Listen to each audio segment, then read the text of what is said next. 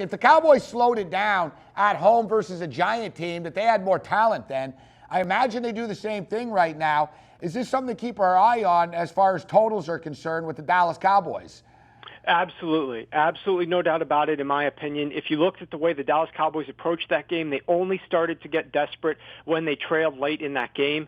They were not trying to throw the ball down the field. It was as if they were dealing with Tony Romo and a broken back again. It was as if they were dealing with a strong running game, and they only ran for 3.5 yards per carry.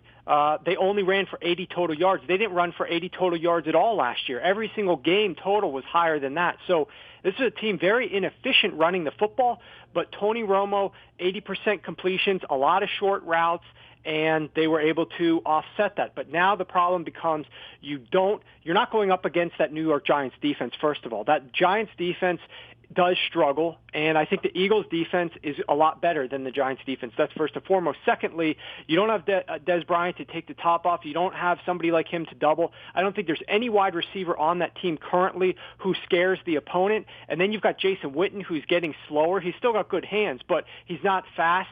So this offense can be contained, and I think it's something that they're going to definitely do up against Philly, who wants to go fast offensively. The Cowboys are going to slow this thing down as slow as they possibly can get it. You know, one thing with the Cowboys, too, you're right, 3.5 yards per clip, but you notice what they did when it was 3rd and 6, they got 7. You know, when it was 3rd and 9, they got 10. When it was 3rd and 4, they got 5. As you say, they just did enough. It was almost like the old school Woody Hayes, 3 yards in a cloud of dust, man. Give us the 3.5 and we'll do it again, and we'll do a little dink. You know, you're scaring me right now because I actually think Dallas is the contrarian play this week. I'm getting cute, plus the 5.5. They're just road warriors. But I want to get your take on the total there. So let's talk about tonight's game here. It's amazing. What were the totals last year when Denver, Kansas City played? Ward, 48.5, 49.5? Oh, yeah, even north of that, because Kansas City's defense was pretty bad last year, particularly against the run, and Denver was so balanced. Those games, the Thursday games are going to be a little bit shorter in totals to begin with, but those games definitely could produce some points. So is this an overreaction or underreaction with this low total right now? Denver Broncos averaged 3.2 yards a play last week, threw for 150 yards. Last year when they played, actually November the 30th, Peyton only threw for 179 yards. C.J. Anderson had his coming out party at 168 yards there. What do you make of the pace of this football game tonight? Well, I think it's a problem if you like the over, mainly because of the way that Peyton Manning is struggling right now. And when you look at their game last week against the Broncos, yes, the Broncos have a good defense, but guess what?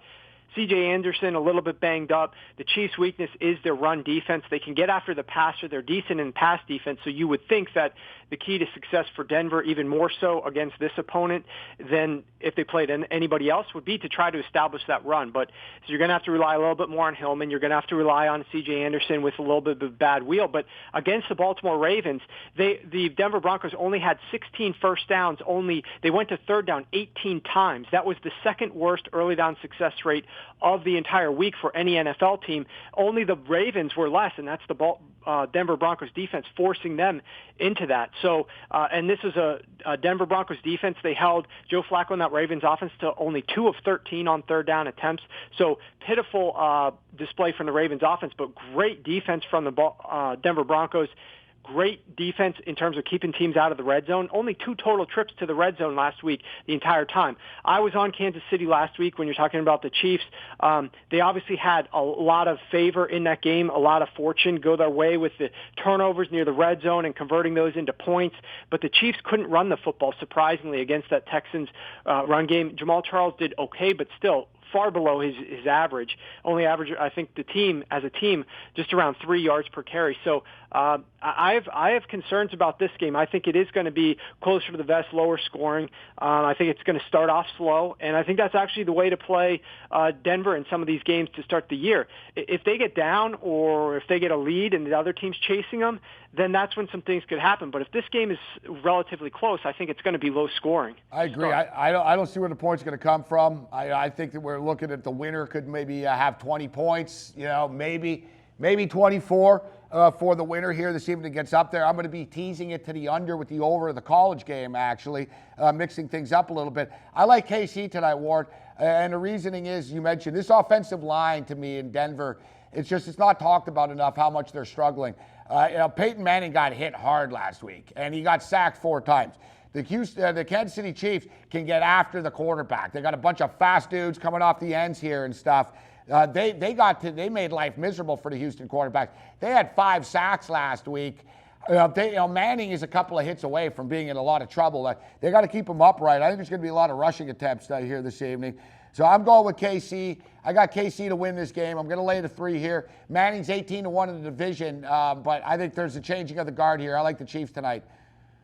Yeah, I wouldn't argue with that. I think if I had to take something in the game tonight, I'd probably lean more towards the under than to the side, but it's hard to dispute those points. The only question I have is, can this Broncos run game with C.J. Anderson get enough yardage on the ground to, really put a hurting on the Chiefs at all from that perspective? Otherwise, I don't think there's a question. I think if the Chiefs play to their level, then I think they will be able to slow down C.J. Anderson well enough to make it so that defense can do well. It might be just come down to a defensive score, to be honest with you, because I don't see either team having a distinct advantage in this game, in terms of being able to get out to any type of sizable lead at all. Well, look at last week, Warren. 19-13, the 2 touchdowns were pick sixes.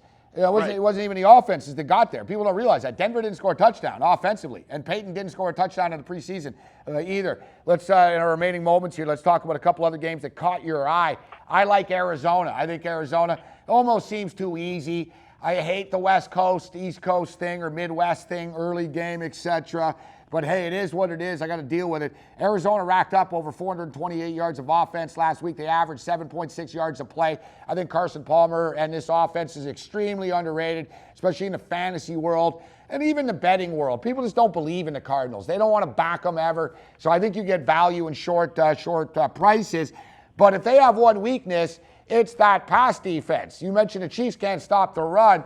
As you know, Warren, Arizona, they're sort of gamblers. Peterson and Matthew will come up with big plays for you, but they'll also give up big plays. They gave up 354 yards passing last week. What's your take on the total of this Arizona-Chicago game?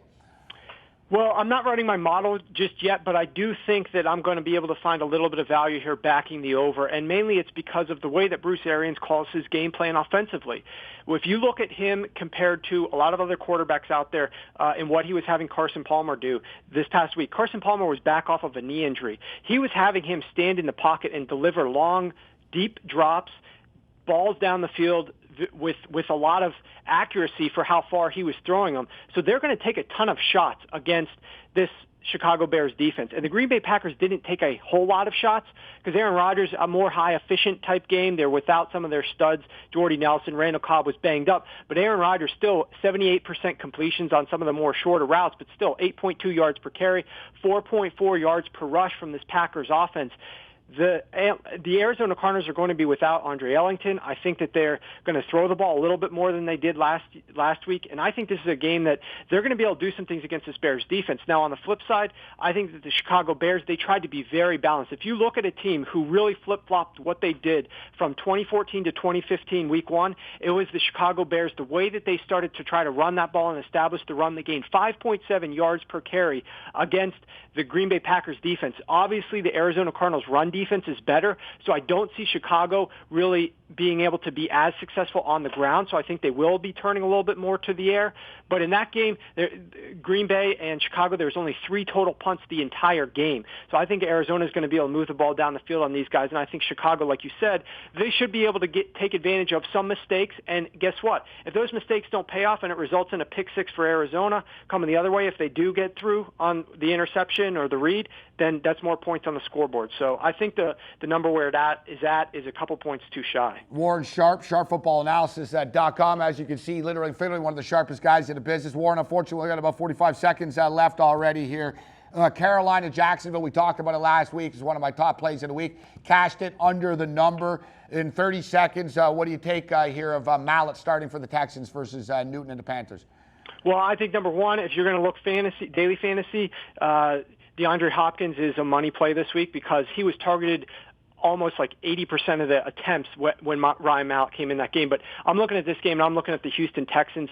There was a couple turnovers last week that really cost them in terms of field positioning and scoring. I think Mallett's going to bring a little bit more decisiveness with his passing, good or bad. But I think in general that the Carolina Panthers, highly overrated team.